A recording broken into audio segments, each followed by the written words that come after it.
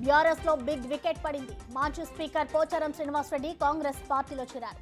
ఆయనతో పాటు పోచారం కుమారుడు సీఎం రేవంత్ రెడ్డి సమక్షంలో కాంగ్రెస్ గూటికి చేరిపోయారు. ఆయన కాంగ్రెస్ లోకి రావాలని సీఎం రేవంత్ రెడ్డికి ఇంటికి వెళ్లి ఆహ్వానించారు. భవిష్యత్తులో పోచారంకు సముచిత స్థానం కల్పిస్తామని, ఆయన సలహాలు సూచనలు తీసుకుంటామని సీఎం రేవంత్ తెలిపారు. ఇష్టం ప్రకారమే కాంగ్రెస్ లో చేరినట్లు మాజీ స్పీకర్ పోచారం శ్రీనివాస్ రెడ్డి తెలిపారు. సీఎం రేవంత్ పాలనలో రాష్ట్రం అభివృద్ధి దిశగా కొనసాగుతుందని కితాబిచ్చారు. తానే స్వయంగా సీఎం రేవంత్ రెడ్డిని తన ఇంటికి ఆహ్వానించినట్లు తెలిపారు. మరో 20 ఏళ్లు రాష్ట్రాన్ని నడిపించగల నాయకుడు రేవంత్ రెడ్డి అని పోచారం కొనియాడారు. తనను ప్రశ్నించే నైతికత బీఆర్ఎస్ నేతలకు లేదన్నారు పోచారం.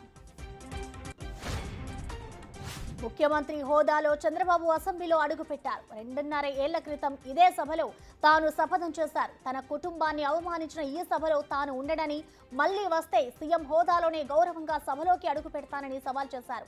చెప్పినట్టుగానే ఈ రోజు సీఎం హోదాలో అసెంబ్లీకి వచ్చారు. నిజం గెలిచింది, ప్రజాస్వామ్యం గెలిచిందంటూ సభ్యులు నినాదాలు చేశారు.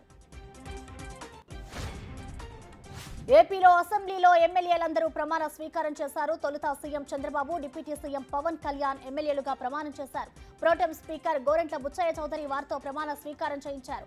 అనంతరం మంత్రులు అచ్చెన్నాయుడు, వంగలపూడి అనిత, నారా లోకేష్, నిమ్మల రామానాయుడు, జగన్ ఎమ్మెల్యేలుగా ప్రమాణం చేశారు.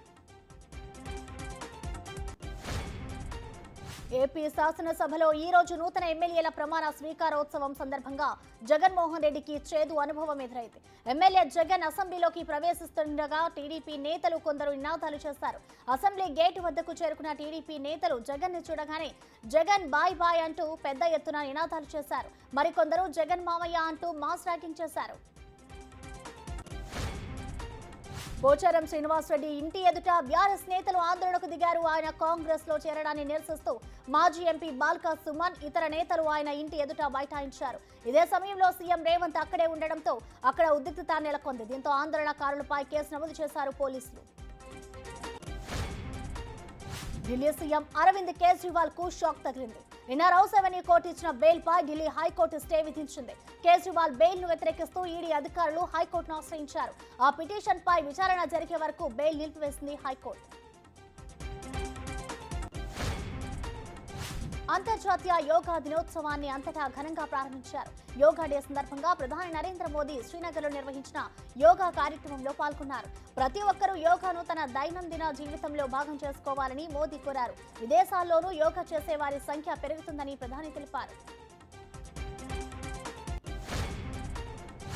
హిమాచల్ ప్రదేశ్లోని సిమ్లాలో ఘోర రోడ్డు ప్రమాదం చోటు చేసుకుంది. జుబ్బల్లాలోని గిల్తాడి రోడ్డుపై ఎన్ఆర్టీసీ బస్సు బోల్తా పడింది. ఈ ప్రమాదంలో 4 అక్కడికక్కడే మృతి చెందగా మరో 3 తీవ్రంగా గాయపడ్డారు. మృతుల్లో బస్సు డ్రైవర్, కండక్టర్ కూడా ఉన్నారు. రష్యా అధ్యక్షుడు వ్లాదిమిర్ పుతిన్ ఉత్తర కొరియా పర్యటనలో ఆసక్తికర సన్నివేశం చోటు చేసుకుంది. ఉత్తర కొరియా అధినేత కిమ్ జోంగ్ ఉన్ పుతిన్ ను పక్కనే కూర్చోబెట్టుకుని స్వయంగా కారు నడిపారు. అదే కారును పుతిన్ సైతం నడిపారు. వీరిద్దరూ కారులో షికారు చేసిన వీడియో ఇప్పుడు సోషల్ మీడియాలో వైరల్ గా మారింది.